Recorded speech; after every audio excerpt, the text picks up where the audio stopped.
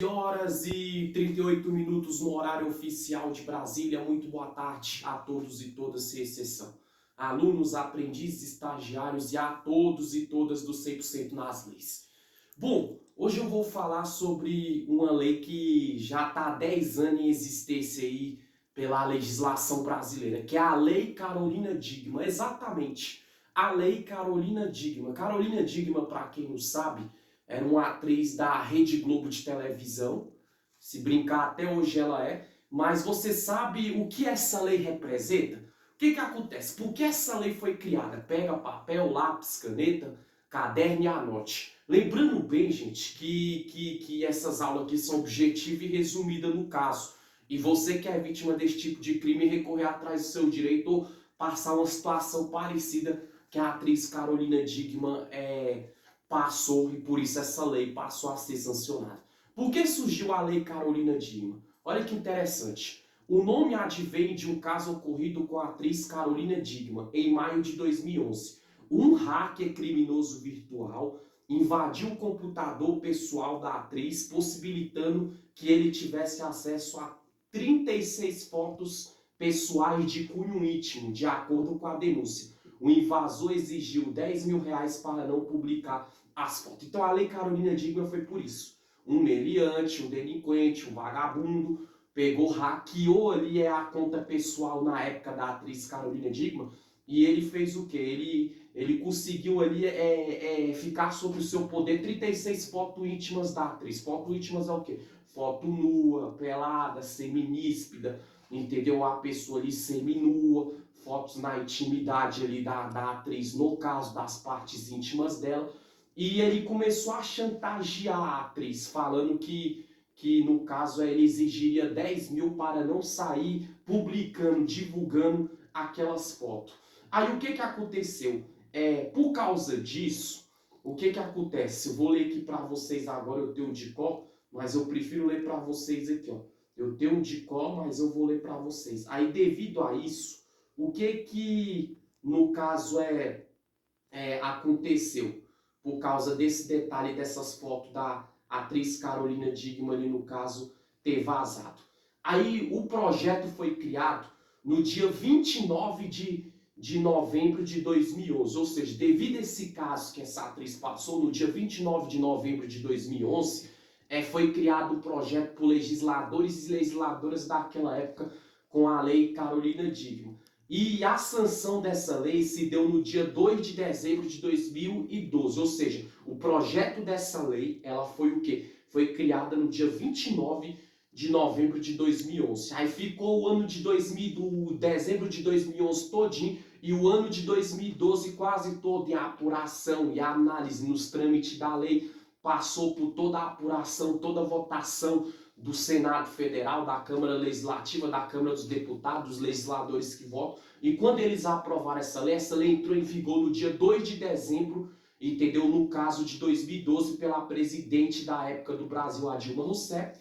E esse foi o primeiro texto que tipificou os crimes cibernéticos. Então, o crime conhecido por lei como crime cibernético, esse crime virtual, passou a valer em 2012 devido a esse caso ocorrido com a atriz Carolina Dickmann no caso, tendo foco nas invasões de dispositivo que acontece sem a permissão do proprietário. Foi o que aquele hack fez. Ele entrou na propriedade, ou seja, na conta particular da atriz, onde tinha foto íntima dela, sem a permissão dela, e hackeou e chantageando ela, tentando também aplicar o ato de extorsão, falando que ia publicar aquelas fotos caso ela não pagasse 10.000 para ele. O que acontece? A Lei Carolina Dickmann é a lei número 12.737 do ano de 2012 e é uma alteração no Código Penal brasileiro voltado para crimes virtuais e delitos informáticos. Com o avanço da tecnologia, a democratização e o acesso facilitado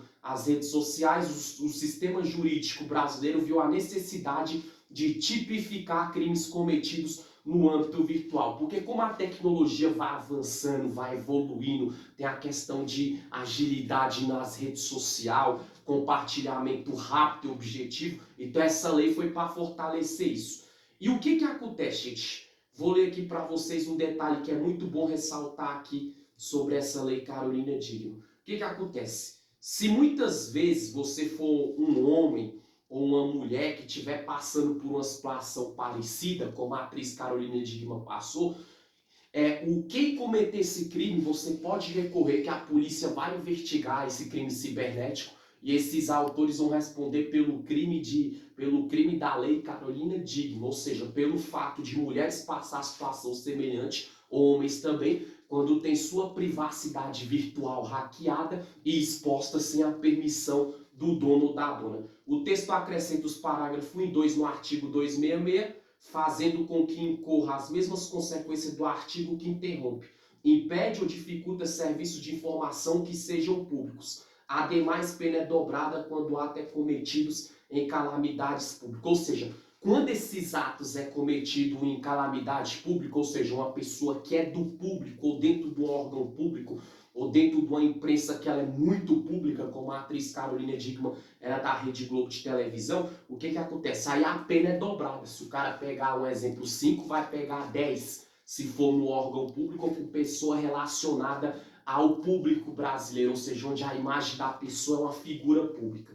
E no artigo 298 consiste na adição de um parágrafo único que equipara os cartões de crédito ou débito com documentos particulares, na hipótese que ocorre crimes de falsificação de documento. Então, aí também nessa lei Carolina Dickmann, o artigo 208 do Código Penal, ele teve uma mudança como 266 que eu falei anteriormente. Se a pessoa falsificar um documento da pessoa, hackeando as redes sociais, hackeando o e-mail da pessoa, através de crime cibernético por rede social, para falsificar o documento da pessoa, hackear a conta bancária, clonar cartão, aí com certeza a pena também é dobrada para esse tipo.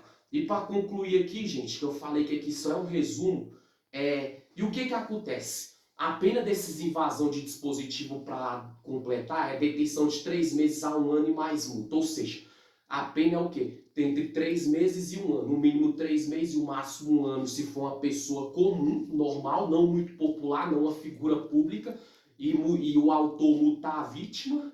Depois que houver a polícia descobrir que é o autor e tiver o julgamento, o trânsito e julgado, e mais resulta o aumento de 1/6 caso a pena resulte em prejuízo econômico à vítima. Se resumir em prejuízo econômico, entendeu? Um exemplo, hackeou a conta, a vida privada, fotos íntimas da pessoa e ainda extorquiu o dinheiro da pessoa, chantageando ela que ia divulgar e a vítima passou dinheiro. A polícia descobriu que é o autor, a justiça julgou, a pena ela é aumentada mais 1/6, entendeu? Do que ela é permitida pela própria lei. Olha que interessante agora. No último caso, a pena é aumentada em 2/3 se houver transmissão, divulgação ou comercialização de dados obtidos. Por fim, um exemplo, teve dados obtidos, passou na televisão, jogou em rede social, jogou no Instagram, deu uma repercussão grande ao público nacional ou mundial, a pena é aumentada 2/3 do que a pessoa iria pegar ali. E por fim, a pena é aumentada 1/3 da metade se o crime for praticado contra as seguintes autoridades. Olha que interessante. Prefeito, governador, presidente da república. Se uma pessoa hackear a conta de um prefeito de um município, do governador de um estado ou do presidente da república do país, aí a pena é a pior. Além da multa, a pessoa não vai ficar muito tempo preso e a pessoa vai se complicar dentro da lei. E se for também contra o presidente do Supremo Tribunal Federal, se alguém hackear ou espalhar a vida pública e íntima dele ali, presidente de órgãos legislativos municipais, estaduais, da União, como Senado Federal, Câmara Municipal e Câmara Legislativa, dirigente máximo e da administração municipal ou estadual. Então, com a pessoa comum, na Lei Carolina Dickmann, hackeou a conta virtual da pessoa, pegou fotos íntimas e vazou, a pena já é grande. Você vai pausando a aula e vai anotando, como eu já falei anteriormente. Mas se a vítima for, um exemplo, pessoas da hierarquia política do Brasil, aí a pena é muito pior. Por quê? Porque a vida deles são mais pública e muito mais do que uma pessoa comum. Porque prefeito, governador, presidente, todo dia a imagem, o rosto, a fisionomia, o que ele faz, o que ele deixa de fazer é público, não só para o Brasil, para todo mundo. Então tá aí um resumo da aula da Lei Carolina Dickmann. Valeu, Brasil. Tchau, tchau.